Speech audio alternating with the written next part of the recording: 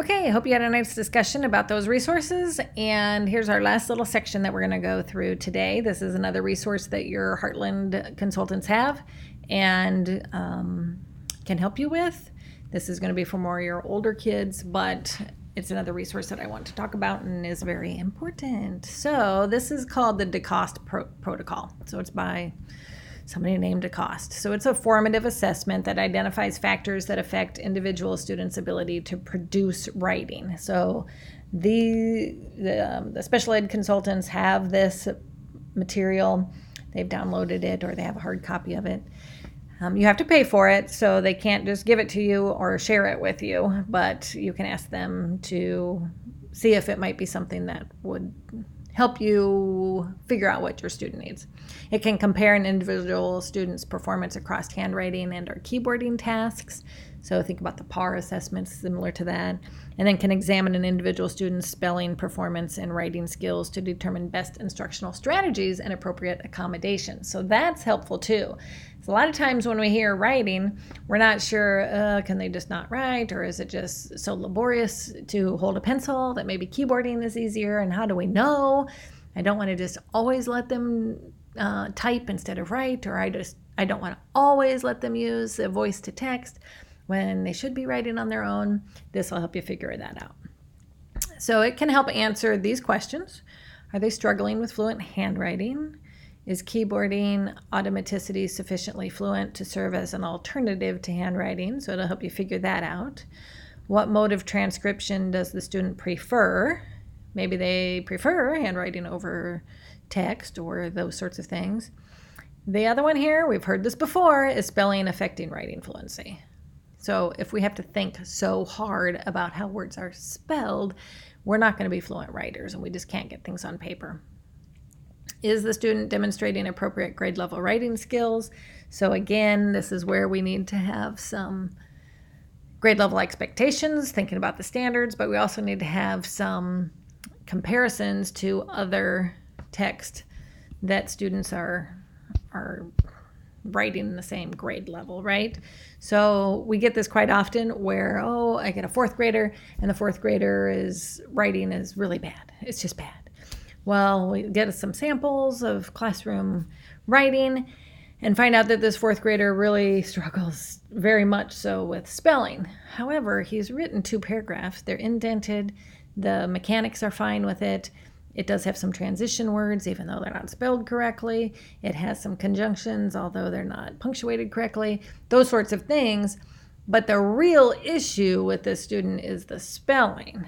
So he can write, he can get ideas, he can generate text, but the spelling is holding him up so much that he might not be doing it as quickly as his other students, or it's more difficult to read because all the spelling is phonetic, right?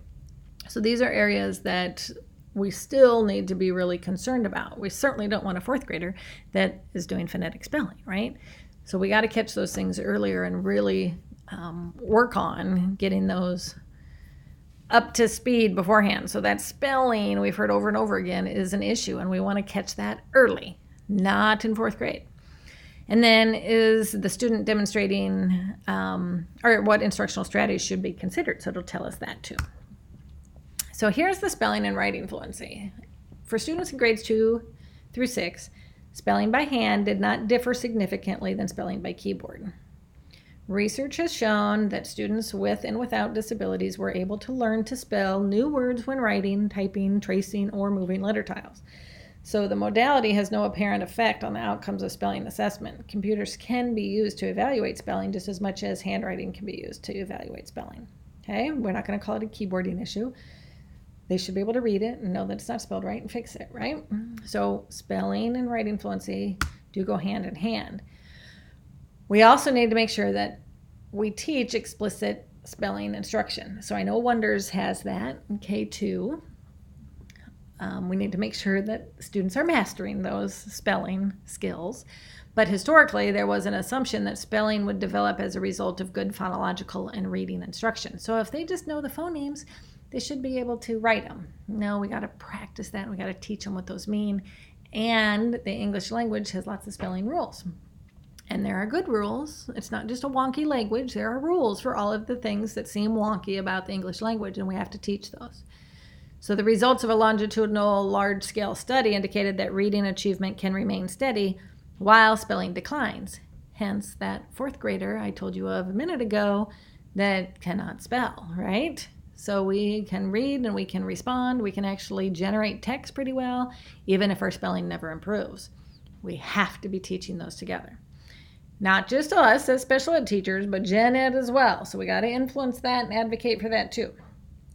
And the results suggest that explicit spelling instruction is for sure necessary. Okay, so here's some evidence-based spelling practices. What do we need to do? We need to assess the level of spelling development of students and teach pattern generalization at the student's instructional level. So those are those spelling patterns that we have to teach. We will probably have to get a hold of our gen ed teachers and figure out at K1, 2 and Wonders, what are those spelling patterns that they teach and are expected to know, because those are the ones we're going to have to teach and expect our special ed kids to know. We also need targeted word lists to be based on an assessment of the student's instructional level of word knowledge. So we want to make sure that there is a bank of words that we want all kids to make sure they know. CVC words, as soon as we get phonetic spelling on long vowels, they should be able to know those. Again, what are the gen ed teachers expecting at each grade level? We need to make sure we know what those are and make sure that we're teaching and reinforcing those. And then they have spelling post-test. I know for our special ed kids, we do a modified spelling list, which is perfectly fine. We want to stick to a specific spelling pattern, so we're learning one at a time and mastering one at a time. That's perfectly okay, but they should be used to help inform your decisions for subsequent lists. So did they master that skill? That's great. If not, what do we have to do to make sure they master it for the next time? And also, time will also need to be directed toward developing mental images of irregular, high-frequency words. So we do have a high-frequency or an irregular word intervention. It is on your 4-box sort under irregular words. So use that. You say the words to spell the word, not sound out the word.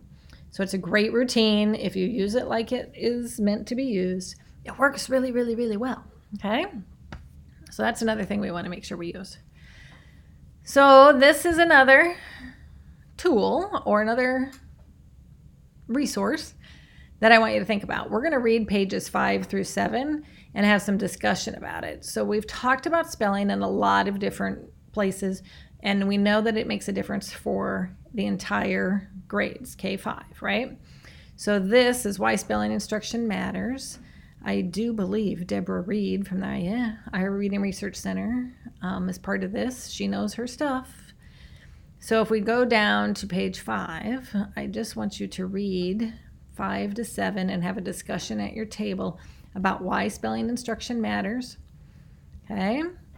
Some interesting things in here. And then on page 7 is the relationship with decoding and encoding. So this might be a better piece of paper to download or print and put by your desk so that you remember to teach these things together, right? So we're going to take a minute here for you to read 5 to 7 and have a discussion about what is in there. So I have one last slide. So this will be the end. This slide, it's Night Zookeeper. Night Zookeeper sounds weird, right? But it's a online writing tool. It costs money. So it's either $20 for a month for 16, if I remember right, 16 to 34 licenses, or $200 a year for 16 to 34 licenses. But it's informational writing, okay? Descriptive writing. You can watch a video of what it looks like. You can teach any subject. The gal that I talked to that had tried this out with a student used, they tell you which words to use, how many descriptive words. You have to use so many words. You have to use so many conjunctions or transitions. They kind of give you some parameters, and then you really try hard to meet what they expect you to do. And kids were getting really excited. The boys especially were getting excited about it. I'm not sure if you can get like a free code to try it out, but I bet if you would message them, they might be able to tell you that. You could share it with parents, for $20 for a month, try it out with a class and see if it even works. And if it is motivating and helps get you some better writing, then it might be worth something to try out. I know when I was a teacher, $20, I'd pay $20 to see if it works, right? But what I've heard from teachers is that they really like it, and it does inspire kids to do a little bit more writing. So I wanted to leave you with that kind of more fun online resource that you could try out. Again, please give me feedback on it, because I would love to know if it is a good resource or not. But it's a nice tool to check out. So again, I'm going to close, but I want you to read pages 5 through 7. Think about what that spelling matters, what you need to help teach, okay? And it might be talk to the gen ed teachers, and that's fine. I can help facilitate some of that. And then try out that Night Zookeeper if you're interested in that. All right? Again, I thank you very much for letting me come to you this way, and apologize for not being there in person. I hope you got some good writing resources, some assessment pieces, some possible go-tos with your Heartland AEA consultants.